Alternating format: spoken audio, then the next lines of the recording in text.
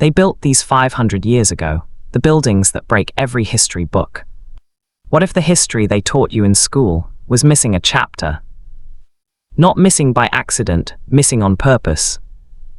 Today we are going inside 5 real buildings in 5 different countries that official historians cannot fully explain. We are going to look at the architecture, the scale, the detail, the materials, and then we are going to ask one very simple question. Who actually built these? Because the dates don't add up, the technology doesn't add up, and once you see what I'm about to show you, you will never walk past an old building the same way again. Stay with me, this one will change how you see the world. Before we get to the buildings, you need to understand something. On old maps, and I mean maps from the 1500s, 1600s and 1700s, maps printed in Europe by respected cartographers, there is a massive empire labeled across Eurasia. It stretches from Eastern Europe all the way across Russia, through Central Asia, and in some versions, it touches parts of North America. It is called Tartaria, or Tartary, Grand Tartary on some maps. Now here is the strange part. In mainstream history, Tartaria is described as a vague geographic term, just a name Europeans used for the wild lands east of their borders. No real government, no real civilization, just nomads and wilderness. But then why on map after map does it appear as a kingdom, with borders, with cities, with a capital called Kambalu, which many researchers believe was Beijing, or perhaps a lost city we haven't found yet? And why across the world are there buildings with a very specific style of architecture, a style of incredible sophistication, incredible scale, incredible beauty, that the official story says were built by colonial governments or by poor frontier towns, with limited labor and no heavy equipment? That is what we are here to find out. Let's go to building number 1. Philadelphia, Pennsylvania, one of the oldest cities in the United States. The official story, construction on Philadelphia City Hall, began in 1871. It was completed in 1901, 30 years of construction, cost approximately $24 million at the time. When it was finished, it was the tallest habitable building in the world. Now look at this building, really look at it. There are over 250 individual sculptures on this building, figures, faces, animals, allegorical characters, each one carved in extraordinary detail from marble and granite. The tower alone is 548 feet tall. At the very top stands a 37-foot bronze statue of William Penn, the founder of Pennsylvania, that weighs 27 tons. Now, I need you to think about this carefully. This building was supposedly constructed by workers using hand tools and horse-drawn carts. There were no tower cranes in 1871, no hydraulic lifts of the scale required, no electric power tools. And yet the stone-cutting precision on this building matches what we see today with computer-guided machinery. The arches are perfect. The cornices are level across hundreds of feet. The proportions follow advanced architectural mathematics, specifically the classical orders of architecture, with a mastery that takes decades of specialized training to even understand, let alone execute. And here is the thing, Philadelphia City Hall is not unique. Across America, in cities that in the 1800s were supposed to be raw, rough frontier towns, there are dozens of buildings with this exact same level of grandeur and complexity, all built supposedly in the same era, all requiring levels of engineering that we struggle to replicate today without modern equipment. The official story says, immigrants and workers, motivated by pride and commerce, built all of this by hand. But researchers who study Tartarian architecture ask a different question. What if these buildings were already there? What if some great civilization built them long before 1871, and the official narrative simply filled in a construction date? Saint Petersburg, Russia, Palace Square. Standing at the center of one of the most famous public squares in the world is a single column, one single piece of red granite, 84 feet tall, weighing 600 tons. 600 tons!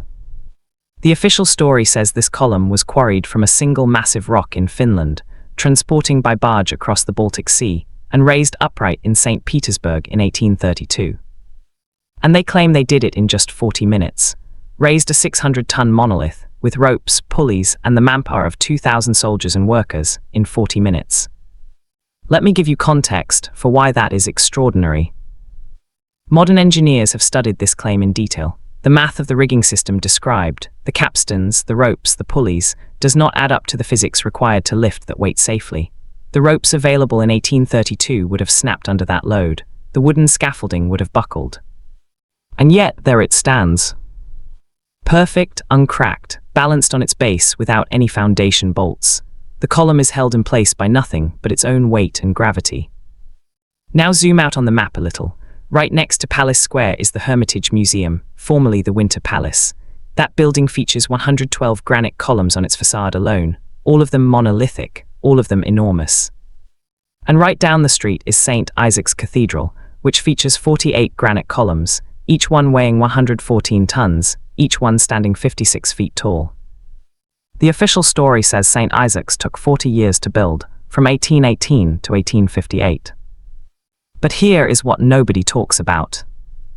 Russia in the early 1800s had no industry capable of producing the tools required for this level of stone cutting.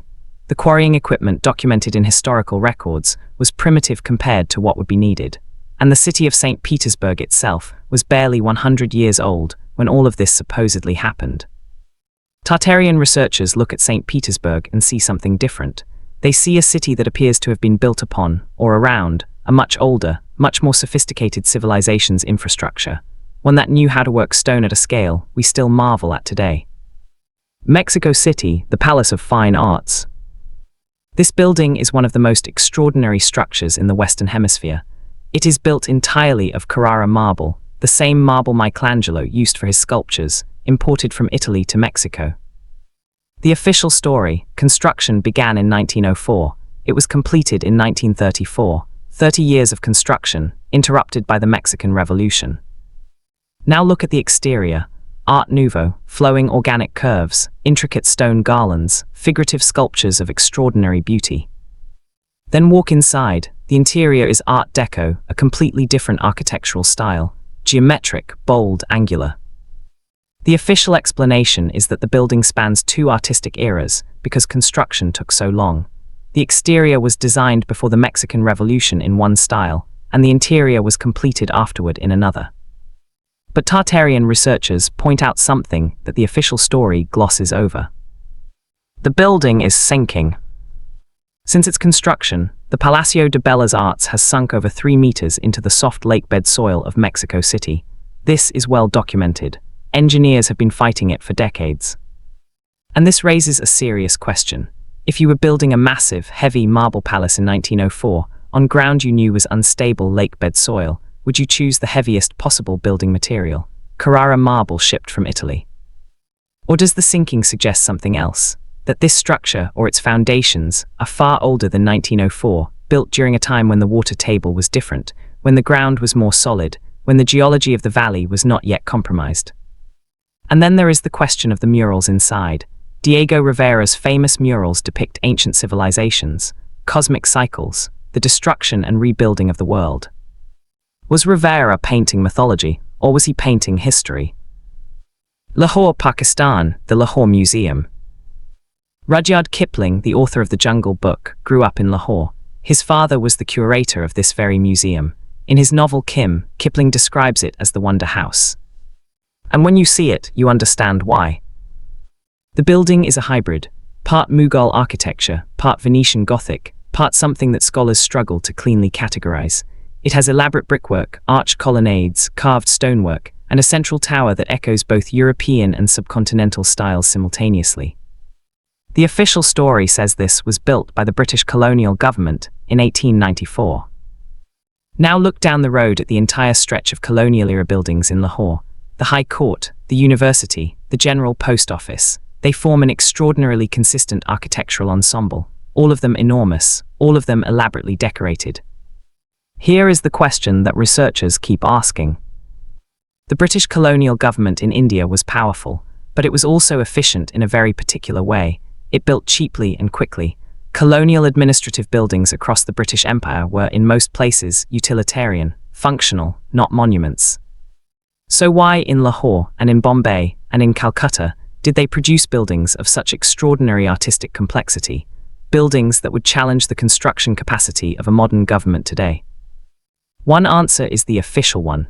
The British employed local craftsmen with generations of skill, and they had the resources of an empire. The alternative answer, the one the Tartarian researchers propose, is that these buildings predate colonial rule entirely, that the British did not build these structures, they inherited them. They simply put their name on buildings that were already standing. And they rewrote the construction dates. Paris, France, the Hotel de Ville, the City Hall of Paris. This building has one of the most unusual histories of any structure in Europe. The original Hotel de Ville in Paris was burned to the ground in 1871 during the Paris Commune, a radical political uprising. The fire was so intense and so complete that only the outer walls remained. The current building was then supposedly reconstructed between 1874 and 1882, 8 years, to produce what you see today. Now look at what they allegedly rebuilt in 8 years. The facade features 108 statues of famous French figures. Each one is individually carved. Each one stands approximately 7 feet tall. The Renaissance detailing on every arch, every window surround, every cornice is exhaustive. The roofline is a cascade of dormers and chimneys and ornamental stonework that extends across nearly 400 feet of frontage. 108 individual sculptures in 8 years. That is more than one completed sculpture per month, just for the statues alone, not counting the thousands of other carved elements across the entire building. Here is what makes this one particularly fascinating. The photographs from 1871 show a burned ruin, the outer shell of a Renaissance building, and then 8 years later, we have a complete, fully ornamented, magnificently detailed palace. Tartarian researchers look at the before and after and ask, does the finished building look like a reconstruction? Or does it look like a building that was barely damaged, perhaps cleaned, restored and reoccupied, and then branded as newly built? Because throughout the 1800s, across Europe and America, there is a pattern. A catastrophic event, a fire, a flood, an earthquake, a war destroys or supposedly destroys the old order. And then, impossibly quickly, brand new buildings of extraordinary complexity appear in the aftermath. Almost as if they were never really gone. So now you have seen 5 buildings: Philadelphia, Saint Petersburg, Mexico City, Lahore, Paris. 5 countries, 5 continents, and in every single case the same questions arise. The technology required does not match the technology available. The speed of construction does not match the labor capacity claimed. The consistency of style across cultures that had no documented contact is extraordinary. And in every case, official history provides a satisfying sounding answer that, when you actually dig into the engineering, starts to fall apart. There is a specific architectural language at play here. Researchers call it the mud flood style, or Tartarian architecture. It features certain consistent elements wherever it appears.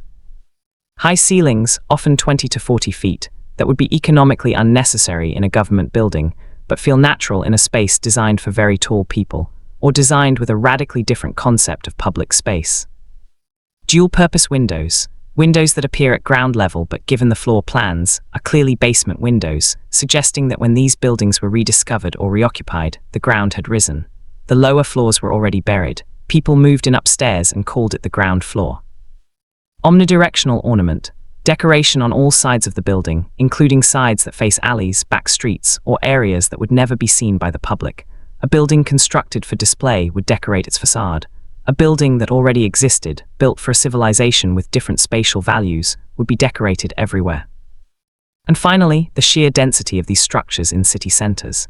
If you look at a map of any major 19th century city, the oldest, grandest buildings cluster in a very specific geographic pattern.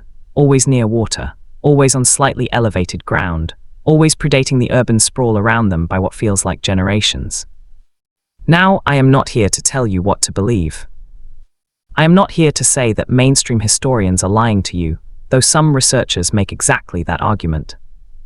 What I am here to say is this. The official story of human civilization has gaps, large gaps, gaps that are usually explained away with vague references to lost records or the limitations of the era. And yet, in city after city, in country after country, the physical evidence, stone and metal and marble, tells a different story. A story of a civilization that was sophisticated, that was global, that built on a scale we struggle to match today with all of our technology, and that disappeared or was erased from the historical records sometime in the 18th or 19th century. The Tartarian theory says that this civilization, vast, advanced, possibly covering most of the northern hemisphere, was destroyed in some kind of catastrophe. Some researchers say it was a flood, others say a war, others say a deliberate reset by the powers that came after. And then the survivors, or the conquerors, built a new world on top of the ruins, literally and figuratively. They moved into the old buildings, they filled in the lower floors, they repainted the facades, and they assigned new construction dates to structures that were decades, or centuries, or millennia older than the dates they put on the plaques. Here is what I want you to take away from this video. The next time you walk past an old building, any old building, I want you to look at it. Really look. Look at the foundation. Is it buried? Is there a basement that seems oddly deep, oddly ornate for utility space? Look at the windows. Are there windows near ground level that don't match any room on the floor plan? Windows that look like they once faced a street that is now 3 feet below the earth. Look at the decoration. Is it on every side of the building, or only the side that faces the public? And ask yourself who built this, how long did it actually take, with what tools, for what purpose? Because the history of human civilization is longer, stranger, and more magnificent than we have been told. And it is hiding in plain sight. In every city, on every continent. In stone that has outlasted every empire, every revolution, and every attempt to rewrite the story. The buildings are still there. The question is whether we are brave enough to ask what they are really telling us. If this video made you think, if it made you look at the world a little differently, hit that like button. Share this with someone who questions the official story, and subscribe because we are just getting started. In the next video, we are going even deeper. We are looking at the 1893 Chicago World's Fair, the White City, and asking why an entire civilization of buildings appeared overnight in a swamp, and then mysteriously burned to nothing 2 years later. Who builds a city of palaces, and then burns it down? Stay curious, stay questioning, and I will see you in the next one.